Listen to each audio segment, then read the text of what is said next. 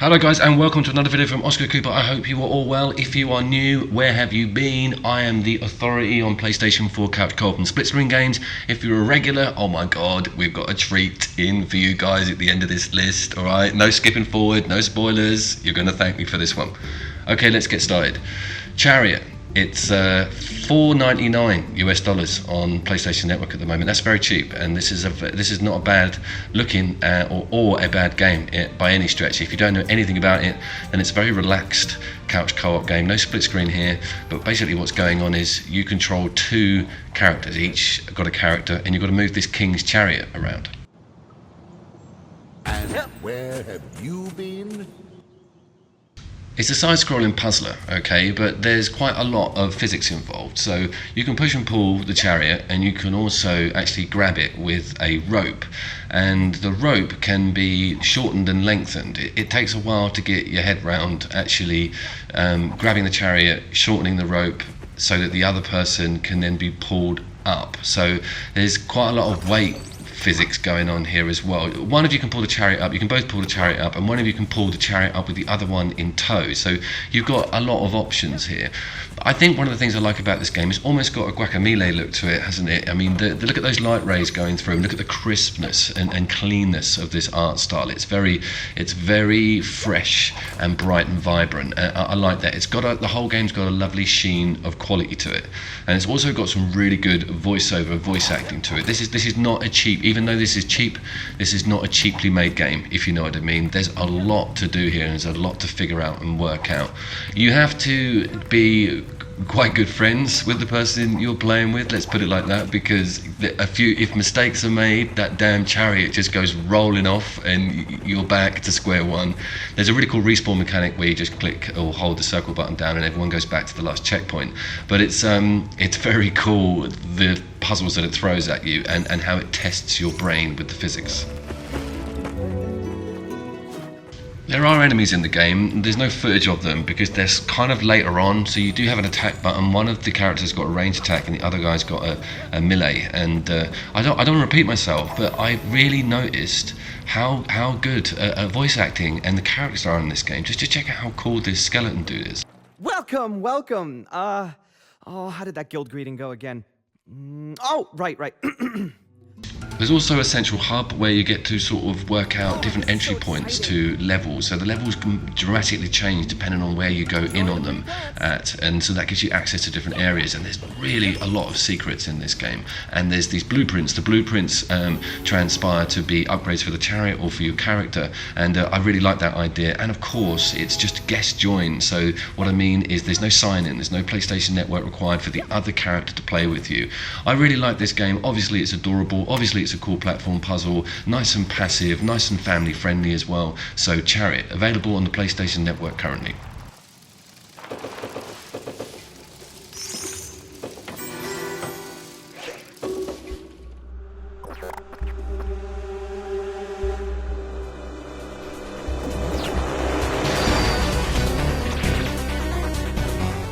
So it's time for Crawl, a game that my mate Jake recommended to me, actually, available on the Switch as well, and of course very cool pixel art here. Don't be put off, this game is extremely deep, and I'm going to try and explain the game mechanics to you in a minute, which is going to be difficult, but have a little listen to how this game sounds. It's pretty goddamn dark.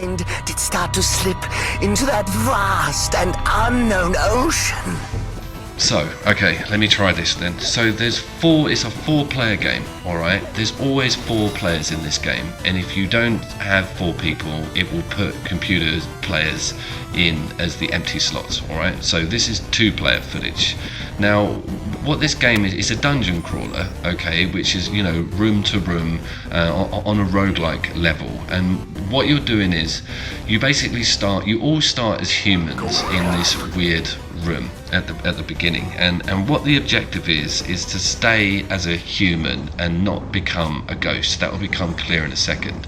This is the starting room. There's it's quite funny because you all battle each other, so all four of you have a good showdown, and the last one standing is the human in the game. So imagine it now becomes a normal dungeon crawler. The other players are ghosts, alright? So they're those things flying around the screen, and between the human player or computer player, if the computer player won the beginning bout, is actually running around as the protagonist. But you saw just then that someone got to kill the human. So one of the other enemy controlled players, if you kill the human, you become the human. And the game is actually a lot better as the human. You don't really want to be a ghost. So what it is it's a dungeon crawler roguelike with human, if you want to, be controlled enemies. So when you're a ghost, you can take over furniture, you can go over these hexes and then spawn down an enemy creature. And this is the upgrade screen at the end of each round. You get to upgrade different creatures, etc. So this game is not simple by any stretch of the imagination. And if you weren't explained how it worked and looked on footage about it for YouTube, you'd be like, what the hell is going on? But there's some mad level of RPG upgrade in here as well, like really deep. So you get upgrades as the ghost, you can upgrade your creatures that you spawn in, and you also get to visit a shop, a little bit like End of the Gungeon, where you'll get around the procedurally generated maps, of course, but then you'll come across a shop and you can upgrade as the human. But it's all about killing that human as a ghost to become the human, to upgrade your character from there on. It's complicated, but for some strange reason it really works. I think it's this art style, I think it's this quick snappy gameplay, it's got an adorable crazy narrator, and it's really fun sort of pumping points into your different enemy types with an idea that you probably will become a ghost, or just upgrading your human player. It's even bending my head trying to explain this game, but I wanted to put it on the list because it really needs to be looked at. It's called Crawl, again available on the Switch and available on the PlayStation Network currently. The beast! That rotting cyclopean horror standing between me and escape.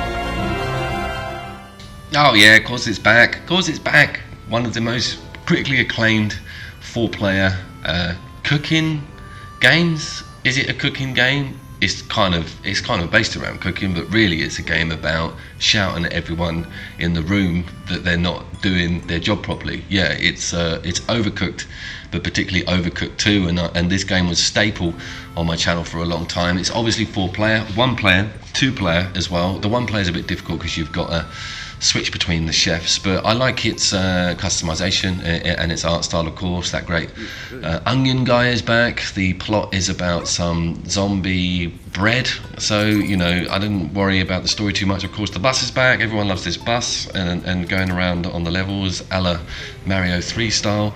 There's a quick cutscene of the zombie bread that's taken over. But anyway, what does this game offer that the first one doesn't? Well, actually, there's not that much. I mean, it's not going to break any molds, and quite rightly so, because you don't really want to change a game format like Overcooked, because it was brilliant first off. But they have added in a throw mechanic, so you now can throw food over to a plate or to another player, and it's kind of got a risk reward system to it, because if you throw it in the wrong place, then you've got to go and get it, or you've just basically put more time on the whole situation. So I kind of do and don't like it. I love this game. I love the Overcooked franchise. I think it was a real bold move to make a game like this, and of course be a new IP, and of course be an indie game, and of course be a couch co-op. It's a really strong couch co-op game. If you haven't got the first one and this is the first you've heard of it, then I would probably recommend this one, actually, because it's got everything the first one's got: more levels, more variety, more character customization, and just more sort of varied recipes and crazy stuff that happens. So Overcooked 2, definitely worth time on this list. You guys should already know about this game, so yeah, job done. Monsters 2 regulars, sorry for the repeat, but I did a little feature on this a couple of weeks ago. I did say it was going to be on the list, and quite rightly so. It's bloody brilliant, isn't it? I think a lot of people may have had a look at that after seeing the video, and it's made by Pixel Junk. Pixel Junk are bloody incredible with their quality, and their sort of professionalism and their polish on their games. They're a big name on the PlayStation 3 on the indie front. Also got to mention, no PlayStation Network required, nice and easy logins, couple of clicks of the button, job done, you're in. And what's the premise? Well, it's a tower defense game. Don't be put off with that, because tower defense games, you know, don't just belong on mobiles. If they're done right, they're done incredibly right. And this is the original Monsters was one of the most strongest tower defense games out on the previous generation systems, and this is no slouch at all. You basically, two of you are on a single screen, okay, no split here. You're upgrading trees, right, and the weird trees or cactus or whatever it is, whatever map you're in, and you're selecting what weapon to actually install. And there's ground to air, air to ground, there's weapons that do both, and there's a currency down there on the right, and so you both share that currency. Things start off really simple and then they get bloody mental. The game does not hold back on just saying, all right, I've shown you how everything works, it's time to start, you know, getting you to sweat. And it's brilliant. It's, you get like 4 or 5 waves. You normally get up to 10, but the later levels give you more. This is wave 14, and you always get a boss as well that comes at the end, and that's always really tense, because the bosses will spawn other enemy types out of them as they're going round the route. So what the monsters will do is they'll follow a particular route. Sometimes it will catch you, and the flying monsters will take a beeline and go on a route that you haven't, you know, planned for, and put guns down in. So it's great. It always keeps you guessing, and I love it because it's really well made. It's got a beautiful soundtrack to it, and it's got an amazing visual to it as well. And actually, Lee, you agree, the one player is perfect as well. You don't lose anything. This is not an essential couch co-op game, not like Overcooked, where if you're on your own, you're kind of fucked. But this is really good, really deep, a really great campaign. So I thoroughly recommend it. Monsters 2. Bombshell, Inquisitor comes with a couch co-op mode on console. Praise the fucking Emperor.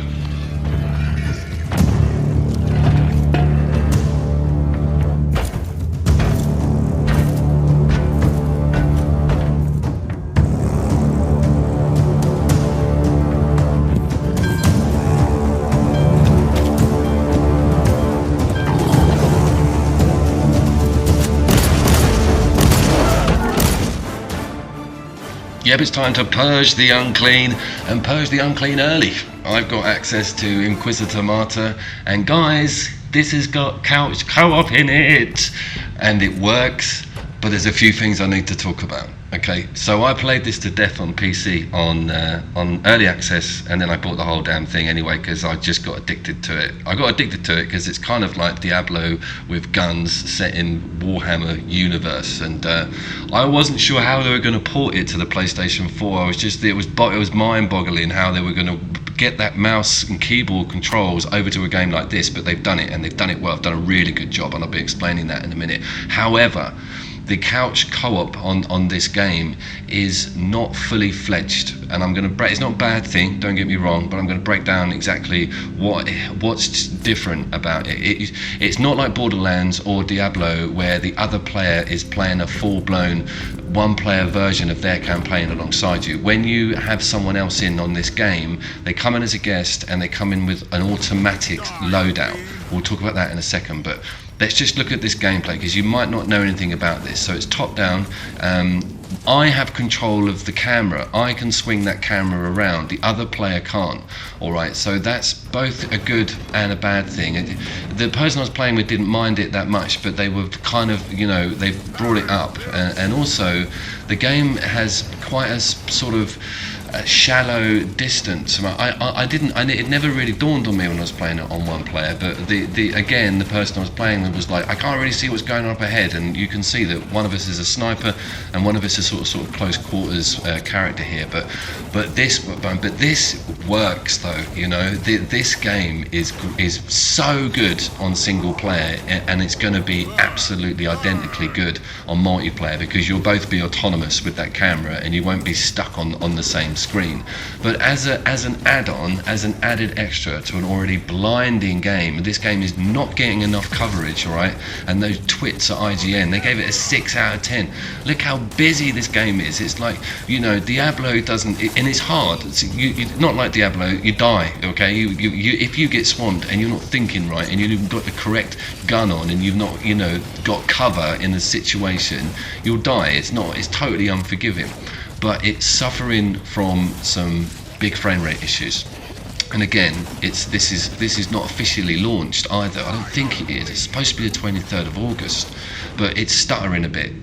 But I've also put the game on a high performance level. There's an option for resolution in this, like you would with any other pro-centric game, and it's and I've got it on the top one, and it's obviously probably clashing with the fact that there's two moving characters. I don't know, but it's not, you know, it's not running as smooth as I'd like to see it move. It certainly doesn't run as smooth as I'd like to see it running in the one-player game. And also, stay tuned. I'm going to upload a full campaign in the one-player as well, and you'll see the difference. There won't be me nattering on. It will just be a full mission, so you can have a real deep dive into it. But I like it. I really like it. There's loads of support. Look how the sniper character has got the range. I've got like a shield bash on the ground and I'm like smashing stuff. You've got grenades. I love killing chaos as well. I love Warhammer. I love that lore. But it's the loot system. Whoa, the loot system. Completely color coded, just like you would have in anything else like Diablo or Destiny or even Alienation. I'm getting big Alienation vibes with this. But I love this. I love the way it looks. And I love the dissipation particle physics on the deaths of the enemies, and again it's chugging on those a little bit as well. There's going to be a day one patch. There'll almost definitely be a day one patch, but Inquisitor has made the top of this list because this is a brand new AAA game, okay guys, and you know, I don't want to hear people say it's not running well, it is not performing right. They've taken time out to put a couch co-op mode in this, and that's a dream come true for me. It really is. I think I'm going to get bang into this game with some mates and play it online, and I really enjoy, you know, being an independent character on the screen. But what a great thing to do, to add a nice little couch co-op option on it, you know, totally awesome. So yeah, Inquisitor was my number one. I'm going to leave you with an amazing intro. Have a little look at it. As always guys, I will see you down there. Hang on for a bit because I'm uploading a full mission for this game, and I suggest you get down there. Take care. For 10,000 years, the Emperor's Inquisition have fought a secret war to defend humanity. We keep vigil in the darkness. We hunt among the shadows. We pass judgment upon the mutant, the traitor, and the heretic. We purge the world of the taint lurking among the stars. We are Inquisitors. We shall fear nothing. For we are what you fear.